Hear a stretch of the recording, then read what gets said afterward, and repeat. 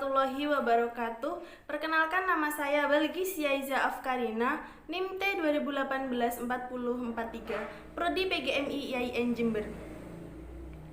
Nah, sekarang saya mau menjelaskan tentang silabus.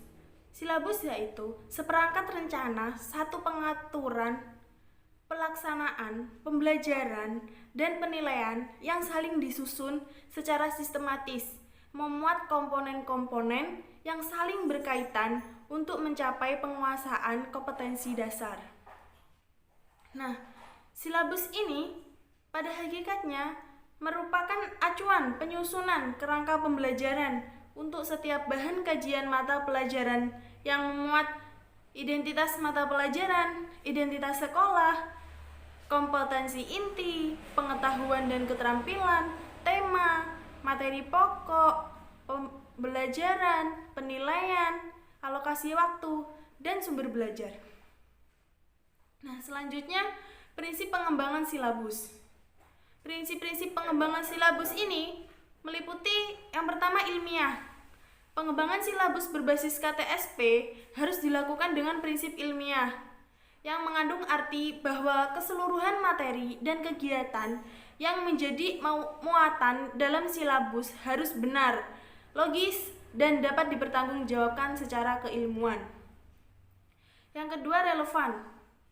Cakupan, kedalaman, tingkat kesukaran, dan urutan penyajian dalam silabus sesuai atau ada berkaitan dengan tingkat perkembangan fisik, intelektual, sosial, emosional, dan spiritual peserta didik. Yang ketiga, sistematis. Komponen-komponen silabus saling berhubungan secara fungsional dalam mencapai kompetensi ini. Yang keempat, konsisten. Adanya hubungan yang konsisten antara kompetensi dasar, indikator, materi pokok, pengalaman belajar, sumber belajar, dan sistem penilaian. Yang kelima, memadai. Cakupan indikator, materi pokok, pengalaman belajar, sumber belajar, dan sistem penilaian cukup untuk menunjang pencapaian kompetensi dasar. Yang keenam, aktual dan kontekstual. Cakupan indikator, materi pokok, pengalaman belajar, sumber belajar, dan sistem penilaian memerhatikan perkembangan ilmu, teknologi, dan seni mutakhir dalam kehidupan nyata dan peristiwa yang terjadi. Selanjutnya, fleksibel.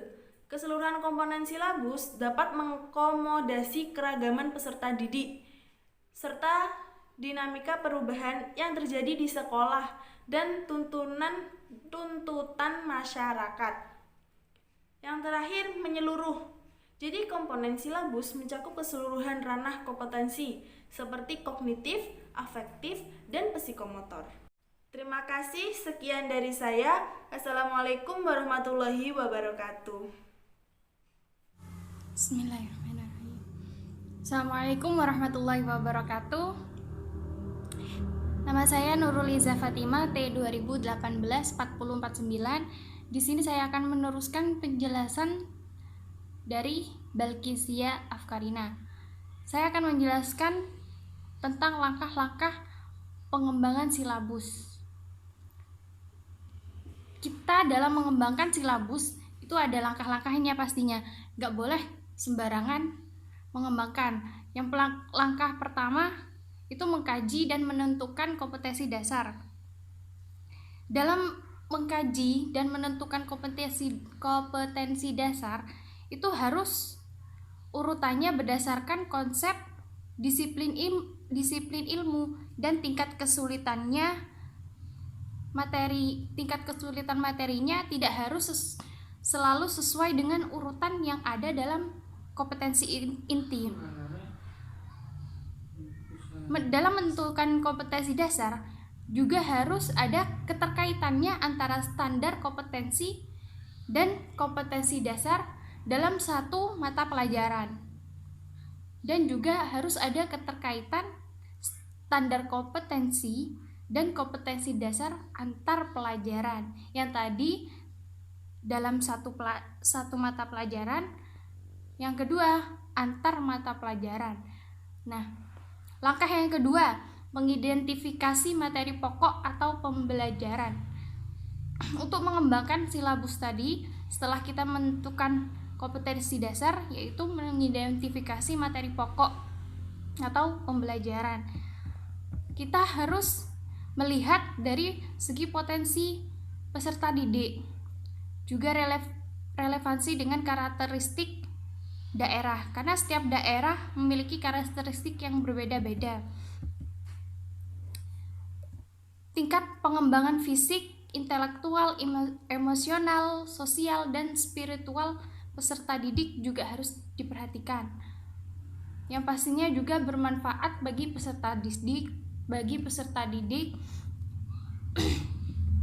memiliki struktur keilmuan, aktualitas, kedalaman, dan keluasan materi pembelajaran tuh harus diperhatikan juga. Relevansi dengan kebutuhan peserta didik dan tuntunan lingkungan, dan memperhatikan alokasi waktu. Yang ketiga, mengembangkan kegiatan pembelajaran. Nah, kegiatan pembelajaran itu kan dirancang untuk memberikan pengalaman belajar yang melibatkan proses mental dan fisik melalui interaksi antar peserta didik dengan guru, lingkungan, dan sumber belajar lainnya dalam rangka pencapaian kompetensi. Nah, proses belajar ini kan berwujud melalui pendekatan pembelajaran yang bervariasi dan berpusat pada peserta didik. Nah, selain itu pengalaman belajar memuat kecakapan hidup yang perlu dikuasai oleh peserta didik. Jadi itu juga perlu diperhatikan dalam mengembangkan silabus. Yang keempat, merumuskan indikator pencapaian kompetensi. Indikator itu kan penanda pencapaian kompetensi dasar dengan ditandai oleh perubahan perilaku yang dapat diukur, yang mencakup sikap, pengetahuan, dan keterampilan. Nah, indikator ini dikembangkan sesuai dengan karakteristik peserta didik, mata pelajaran satuan pendidikan, potensi daerah, dan dirumuskan dalam kata kerja operasional yang terukur dan dapat diobservasi. Karena indikator ini sebagai dasar untuk menyusun penilaian. Nah, yang langkah selanjutnya itu menentukan jenis penilaian. Kita akan menentukan jenis penilaiannya seperti apa. Penilaian itu kan kegiatan untuk memperoleh atau menganalisis dan menafsirkan data tentang proses dan hasil belajar peserta didik yang dilakukan secara sistematis dan berkesinambungan sehingga menjadi informasi yang bermakna dalam pengambilan keputusan. Nah, penilaian itu bisa dilakukan menggunakan tes ataupun non-tes dalam berbentuk tulisan, tertulis maupun lisan. Pengamatan kerja, kinerja, sikap, penilaian hasil karya berupa proyek atau produk bisa menggunakan portofolio, dan penilaian diri juga bisa. Yang keenam, menentukan alokasi waktu. Nah, setiap kompetensi dasar itu pasti didasarkan pada jumlah minggunya.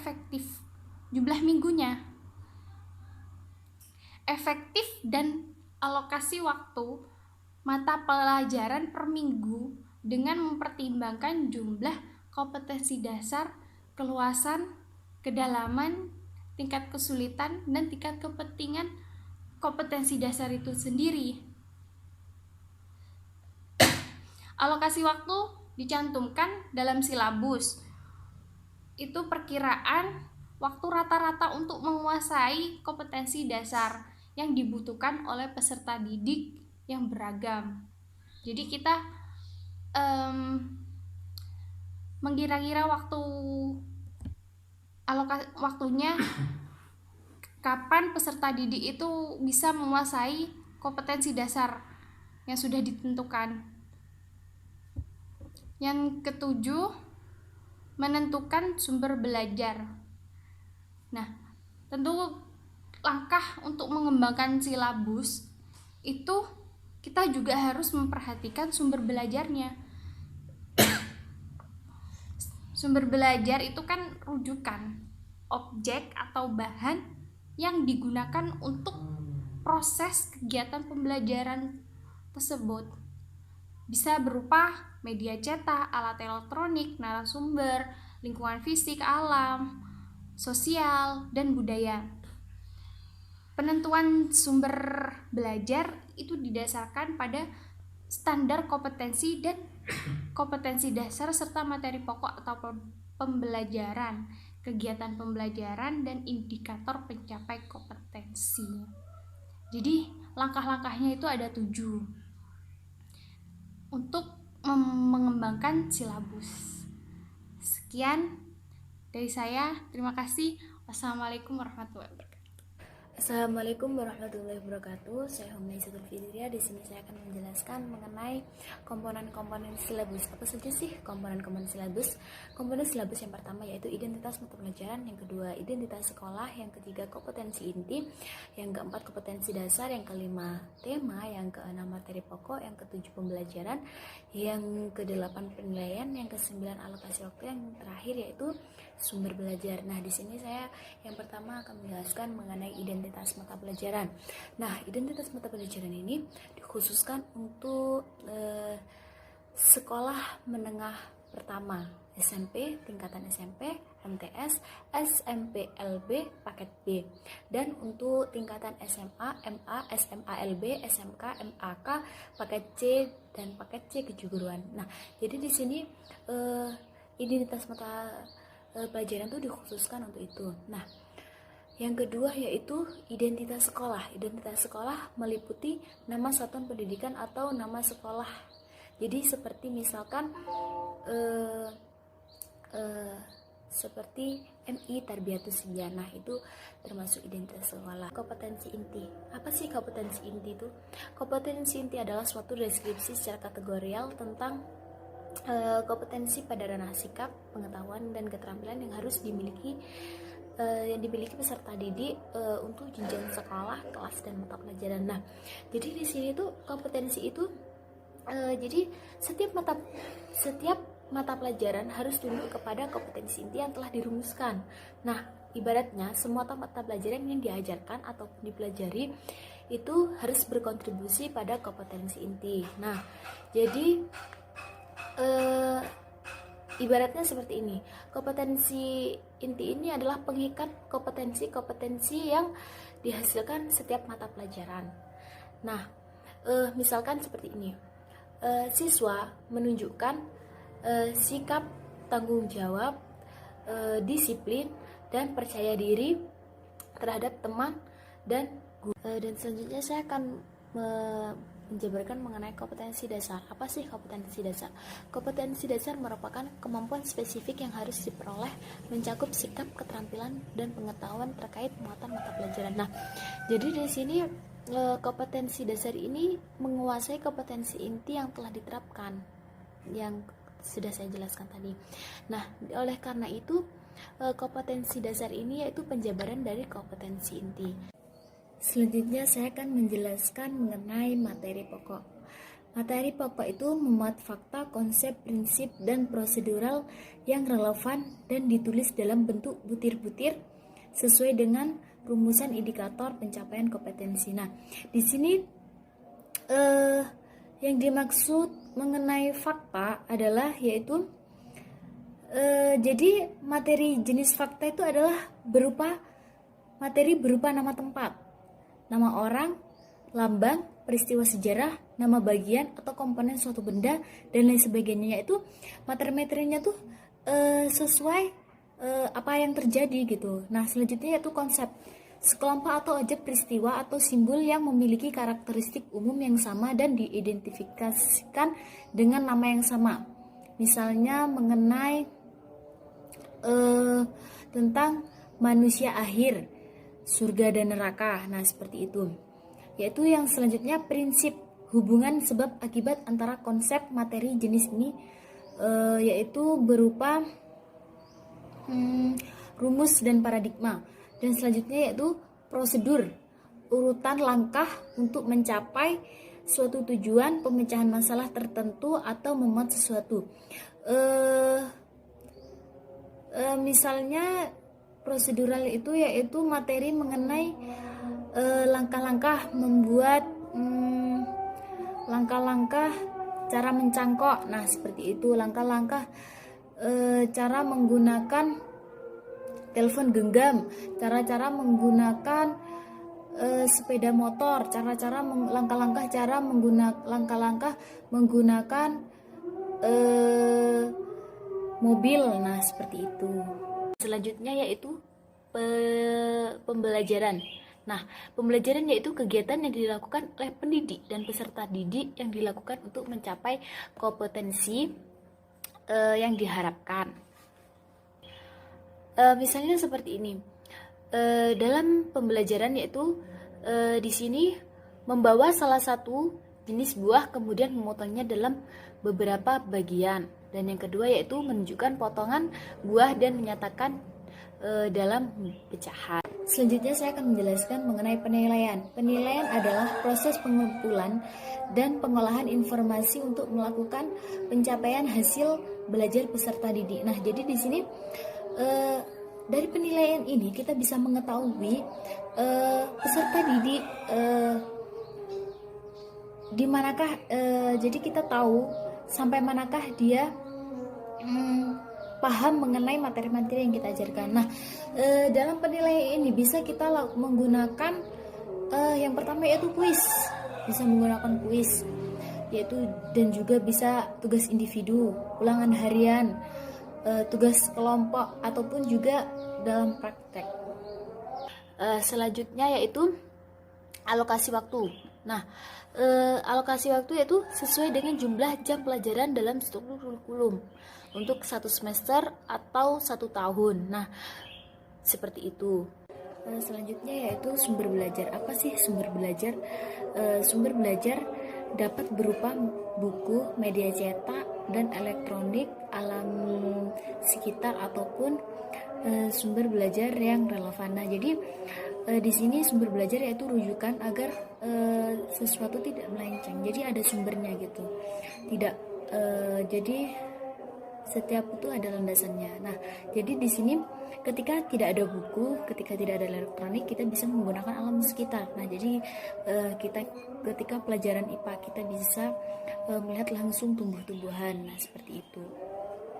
Di sini saya akan menunjukkan format silabus. Nah, kurang lebihnya format silabus itu seperti ini. Namun saya menulisnya tidak lengkap karena juga fasilitasnya seperti ini. Nah, saya juga mohon maaf jika tulisannya saya kurang jelas ataupun juga tidak enak dipandang. Nah, langsung saja. Jadi format silabus itu seperti ini. Yang pertama kita menunjukkan identitas sekolah kita. Nah, ini. Jadi kita menunjukkan identitas sekolah. Dan saya mencontohkan dari MI Tarbiyatus Sibyan. Nah, yang kedua yaitu kita menunjukkan mata pelajaran. Nah, di sini saya mencontohkan mata pelajaran matematika. Nah, yang ketiga yaitu kita kelas ataupun semester. Nah, kelasnya kelas 3 semester genap. Nah, di sini yaitu kompetensi intinya. Nah, jadi kompetensi intinya yaitu memahami pecahan sederhana dan penggunaannya dalam pecahan masalah. Nah, langsung saja kepada kompetensi dasar. Nah, kompetensi dasarnya di sini yaitu mengenal pecahan sederhana. Materi pokoknya itu materi yang dibahas yaitu pecahan sederhana. Nah, pembelajarannya yaitu kegiatan pembelajarannya dalam kelas yaitu menunjukkan potongan buah dan menyatakan dalam pecahan. Yang selanjutnya yaitu indikatornya. Indikatornya yaitu menulis lambang pecahan. Nah, selanjutnya yaitu penilaian. Penilaiannya yaitu bisa menggunakan teknik lisan ataupun tulis ataupun praktek. Nah, selanjutnya yaitu alokasi waktu. Alokasi waktunya yaitu 18 jam pelajaran. Nah, selanjutnya yaitu sumber atau rujukan. Sumbernya yaitu dari buku matematika kelas 3. Nah, jadi kurang lebihnya seperti ini format dalam silabus ya, ya udah. Assalamualaikum warahmatullahi wabarakatuh. Perkenalkan, nama saya Hafidhul Magfiro dengan NIM T2018-4045. Di sini saya akan menjelaskan bagaimana cara kita untuk menyusun silabus ya, atau praktek pembuatan silabus gitu ya. Jadi ada 9 hal yang perlu diperhatikan saat kita menyusun silabus agar silabus itu bisa tersusun atau terbentuk dengan rapi dan juga berkualitas sesuai dengan kurikulum yang kita jalankan saat ini, yaitu kurikulum 2013. Jadi berikut adalah langkah-langkah kita untuk menyusun silabus ya. Yang pertama adalah kita perlu memperhatikan atau mencantumkan identitas sekolah dan juga mata pelajaran yang akan kita buat silabusnya gitu. Karena di sini sangat penting ya untuk menuliskan nama sekolah atau asal sekolah, terus jenis mata pelajaran, dan ditunjukkan untuk kelas berapa, semester berapa gitu. Nah, yang kedua itu kita harus menuliskan kompetensi inti. Nah, dalam penyusunan silabus itu khususnya untuk kurikulum 2013, kompetensi inti yang harus dimasukkan itu meliputi aspek sikap spiritual dan aspek sosial, lalu aspek pengetahuan dan juga aspek keterampilan. Nah, yang ketiga adalah merumuskan kompetensi dasar. Nah, merumuskan kompetensi dasar atau KD itu merupakan hal yang sangat penting dan tidak boleh terlewatkan dalam pembentukan silabus, karena KD ini merupakan sejumlah kemampuan yang harus dikuasai oleh peserta didik dalam mata pelajaran tertentu sebagai rujukan penyusunan indikator kompetensi nantinya gitu. Nah, yang keempat itu menuliskan indikator pencapaian kompetensi atau IPK. Nah, IPK ini berfungsi sebagai pedoman atau acuan dalam merumuskan suatu tujuan pembelajaran. Nah, yang kelima itu kita perlu mengidentifikasi dan menuliskan materi pokok atau pembelajaran.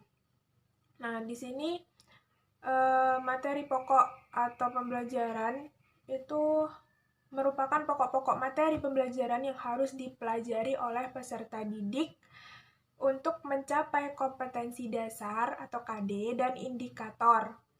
Jenis materi pokok bisa berupa fakta, konsep, prinsip, prosedur, atau juga bisa dalam bentuk keterampilan. Nah, yang keenam itu menuliskan kegiatan pembelajaran. Jadi dalam silabus itu kita perlu mencantumkan kegiatan pembelajaran apa saja yang akan dilakukan selama proses pembelajaran itu berlangsung gitu ya. Jadi kegiatan pembelajaran itu bisa berupa tatap muka dengan peserta didik secara langsung, seperti proses diskusi, ceramah, tanya jawab. Nah, juga bisa dalam bentuk non tatap muka, seperti peserta didik itu kita arahkan untuk melakukan sebuah percobaan, eksperimen, menelaah, meneliti, dan lain sebagainya. Di mana kegiatan pembelajaran itu yang nantinya akan mengarahkan para peserta didik dalam mencapai tujuan pembelajaran. Nah, yang nomor 7 itu menentukan jenis dari penilaian yang akan kita gunakan selama kita melakukan proses pembelajaran terhadap peserta didik gitu ya. Diharapkan dalam jenis penilaian ini itu sesuai dengan proses pembelajaran yang kita lakukan dan juga karakter dari peserta didik itu sendiri. Nah, yang ke-8 itu alokasi waktu. Itu merupakan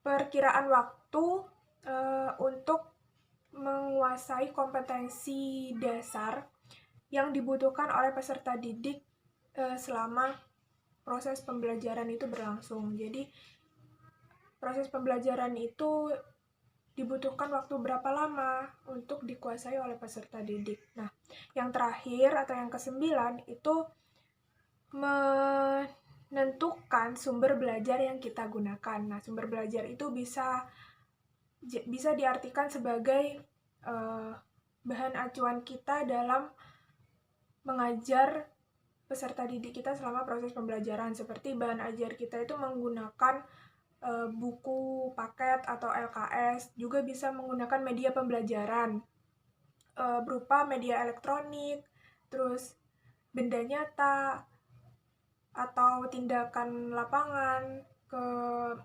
keluar kelas gitu, itu dicantumkan dalam sumber belajar. Nah, itulah 9 hal atau 9 bagian yang harus kita perhatikan dalam membuat silabus dalam kurikulum 2013 ya. Nah, sekian dari saya. Semoga hal tadi bermanfaat. Apabila ada salah kata, mohon maaf. Wassalamualaikum warahmatullahi wabarakatuh.